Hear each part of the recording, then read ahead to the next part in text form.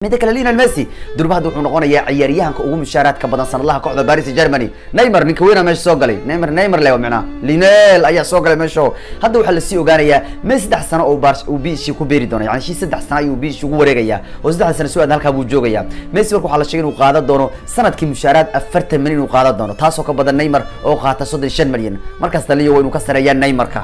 Fuddeeraha marka Mbappe ma soo dhawo markuntiyo.